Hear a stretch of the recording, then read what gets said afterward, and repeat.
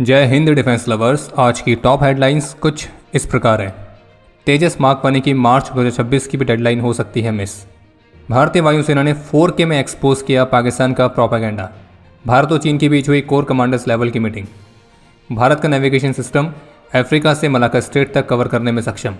और president Trump ने एक बार फिर से किया भारत पाकिस्तान युद्ध में 7 प्लेन्स के शॉट डाउन होने का दावा।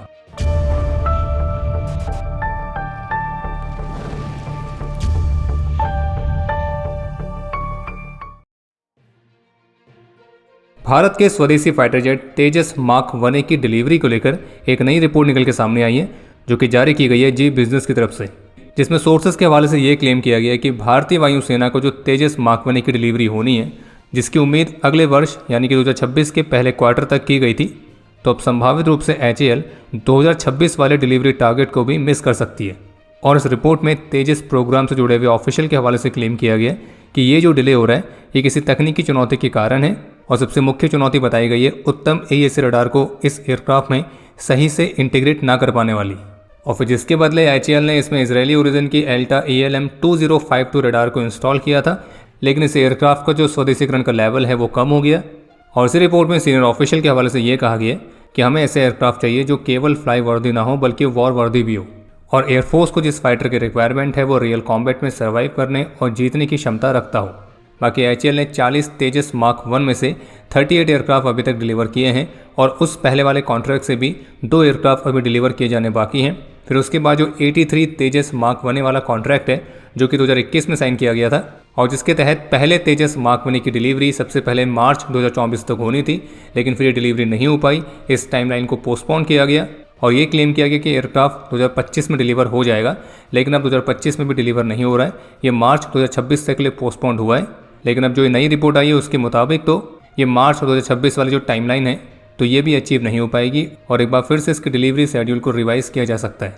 और तेजस मार्क 1 के कुछ महत्वपूर्ण परफॉर्मेंस पैरामीटर्स हैं जिसमें एयरफोर्स ने अपने कंसर्न्स दिखाए हैं, जिसमें avionics integration, radar performance, electronic warfare capabilities मुख्य रूप से शामिल है। बाकी जी बिजनेस की इस रिपोर्ट पर फिलहाल अभी तक HAL की तरफ से कोई ऑफिशियल कमेंट नहीं आए हैं। तो जैसा कि तय था, आज भारत के राष्ट्रपति और इंडियन आर्म फोर्सेस की सुप्रीम कमांडर श्रीमती द्रौपदी मुर्मू जी ने एयरफोर्स स्टेशन अंबाला से रफाल फाइटर जेट से शॉर्टी कंडक्ट करी थी, और भारतीय वायुसेना के 2 फाइटर एयरक्राफ्ट से शॉर्टीज कंडक्ट करने वाली वो भारत की पहली राष्ट्रपति भी बनी है, क्योंकि इससे पहले राष्ट्रपति श्रीमती द्रौपदी मुर्मू जी 2023 में सुखोई Su-30 MKI फाइटर से भी शॉर्टी कंडक्ट कर चुकी हैं।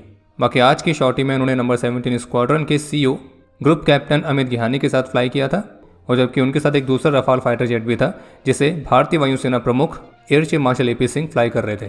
और ये शॉर्टी लगभग 30 से 35 मिनट तक कंडक्ट की गई थी। और भारतीय राष्ट्रपति की इस रफाल शॉर्टी को लेकर जो पिक्चर्स सामने आई हैं, तो उनमें से एक पिक्चर में आप भारतीय वायुसेना के रफाल फाइटर की female fighter pilot squadron leader Shivangi Singh को भी देख सकते हैं। हमारी वही पायलट जिसको लेकर पाकिस्तान का क्लेम था कि वो ऑपरेशन सिंदूर के बाद से पाकिस्तान की कस्टडी में है।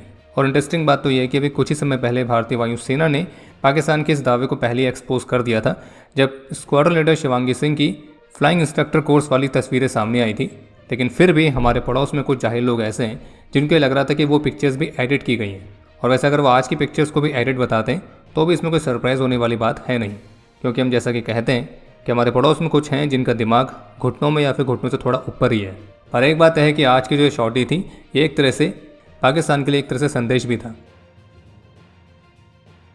भारतीय विदेश मंत्रालय के ऑफिशियल स्टेटमेंट के मुताबिक 25 अक्टूबर 2025 को भारत और चीन के बीच Chushul Moldo border meeting point पर कोर कमांडर्स लेवल मीटिंग का 23वां राउंड कंडक्ट किया गया था, और 19 अगस्त को ही स्पेशल रिप्रेजेंटेटिव स्टॉक्स के 24वें राउंड के बाद से ये जनरल लेवल मैकेनिज्म पर इस तरह की पहली मीटिंग है।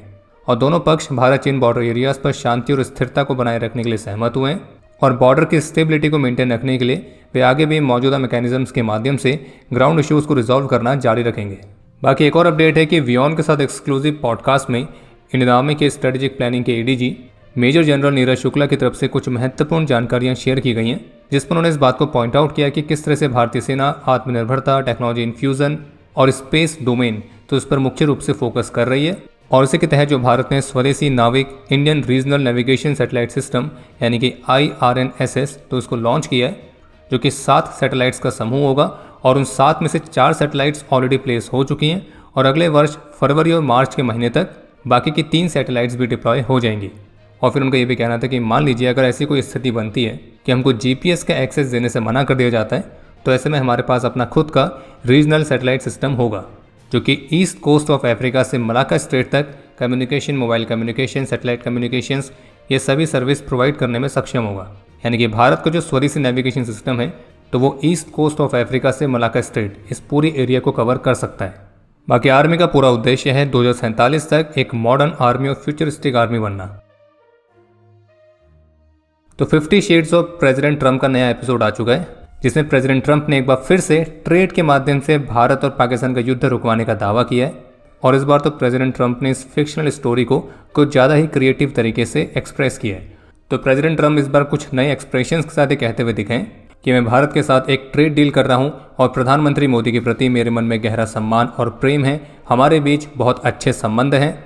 फिर आगे उन्होंने ये भी कहा कि पाकिस्तान के प्रधानमंत्री भी एक ग्रेट गाय हैं, उनके पास फील्ड मार्शल है और वो बहुत ही ग्रेट फाइटर है। मैंने ये पढ़ा था कि 7 प्लेन्स शॉट डाउन हुए हैं। ये 2 न्यूक्लियर नेशंस हैं जो कि एक दूसरे से लड़ने में लगे हुए थे।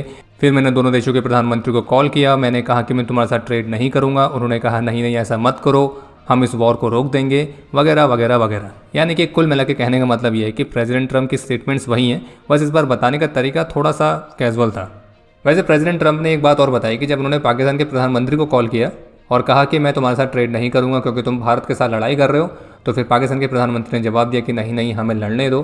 फिर प्रेसिडेंट ट्रंप ने कहा कि प्रधानमंत्री मोदी दिखने में बहुत अच्छे हैं, वो कमाल के हैं, वो बहुत ही ज़बरदस्त हैं, वो बहुत ही टफ हैं, हम नहीं लड़ेंगे। और फिर 2 दिन बाद उन्होंने प्रेसिडेंट ट्रंप को कॉल किया और कहा कि हम समझ गए हैं और हम लड़ाई रोक रहे हैं।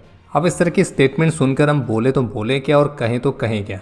आपको कुछ बोलना है तो आप बोल सकते हैं, कमेंट सेक्शन खुला है। और आपको ये भी स्पष्ट कर दें कि जो प्रेसिडेंट ट्रंप एयरक्राफ्ट के शॉट होने के दावे कर रहे हैं, कभी 6 कभी 7, तो उन्होंने अभी तक ये क्लियर नहीं किया है कि वे किसके एयरक्राफ्ट गिरने की बात कर रहे हैं, भारत के या पाकिस्तान के। बाकी इतना पक्का पता है कि प्रेसिडेंट ट्रंप F-16 की बात नहीं कर रहे हैं, क्योंकि अगर वे F-16 की बात कर रहे होते तो ये आंकड़ा तो 7 से बहुत ऊपर होने वाला था, हवा और जमीन दोनों के मिला के। नासा के पार्टनरशिप के साथ लॉकहीड मार्टिन ने अपने X-59 जेट की पहली फ्लाइट को सफलतापूर्वक कंप्लीट की है। और इस X-59 की खास बात यह है कि ये क्वाइट सुपरसोनिक एयरक्राफ्ट है। यह लगभग 100 फीट लंबा है, इसकी 38 फुट की तो नीडल जैसी नोज है और ये बिना किसी लाउड सोनिक बूम के सुपरसोनिक रफ्तार को अचीव कर सकता है। हालांकि इसकी पहली उड़ान सबसोनिक रफ्तार में कंडक्ट की गई थी, लेकिन ये X-59 55,000 फीट की ऊंचाई पर मैक 1.4 की रफ्तार से क्रूज कर सकता है और इसकी पहली उड़ान और भी फास्ट कॉमर्शियल एयर ट्रैवल के रास्तों को खोलेगी। बाकी सुपरसोनिक से याद आया, अभी हाल ही में 28 अक्टूबर की सुबह क्वेटा के ऊपर लेंटिक्यूलर क्लाउड्स बने थे और उनकी तस्वीरें सोशल मीडिया पर काफ़ी वायरल हुई। और बादलों का इस तरह का जो फॉर्मेशन है वो आमतौर पर माउंटेन्स या हिली एरियाज के पास ही बनता है। लेकिन हुआ ये कि हमारे निकट में पड़ोसियों के जो प्रोपेगेंडा अकाउंट्स हैं, तो उन्होंने इस प्राकृतिक घटना से भी प्रोपेगेंडा फैलाने में कोई कसर नहीं छोड़ी और अलग अलग सोशल मीडिया अकाउंट्स के माध्यम से क्लेम किए जाने लगे कि पाकिस्तान ने हाइपरसोनिक मिसाइल का टेस्ट किया है। हालांकि वो बात अलग है कि बाद में पाकिस्तान के ही मीडिया हैंडल्स ने इस बात को क्लियर कर दिया था कि ये केवल एक प्राकृतिक घटना है, ऐसा कुछ भी टेस्ट नहीं हुआ है। अब वो बात अलग है कि जिनका दिमाग घुटनों में है या घुटनों से थोड़ा सा ऊपर है, तो उन्हें ये बात समझ में नहीं आएगी, क्योंकि उनका मकसद साफ है प्रोपेगेंडा फैलाना और अपनी ही जाहिल जनता को जाहिल बने रहने देना। बाकी आपके लिए आज का प्रश्न है कि 1971 के ऑपरेशन ट्राइडेंट में भारतीय नौसेना की कौन सी सबमरीन शामिल हुई थी। और अब समय है आज के टॉप 3 कमेंट्स का, जो ये रहे आपकी स्क्रीन पर।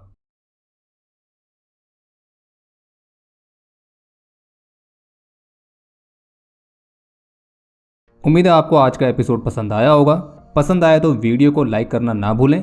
आपके कोई भी सुझाव या सवाल हो तो उसके लिए कमेंट सेक्शन ओपन है। और अगर आप डिफेंस रिलेटेड और भी एक्सक्लूसिव कंटेंट में दिलचस्पी रखते हैं तो आज ही प्ले स्टोर से डिफेंस स्क्वाड की सुपर ऐप को डाउनलोड करना ना भूलें।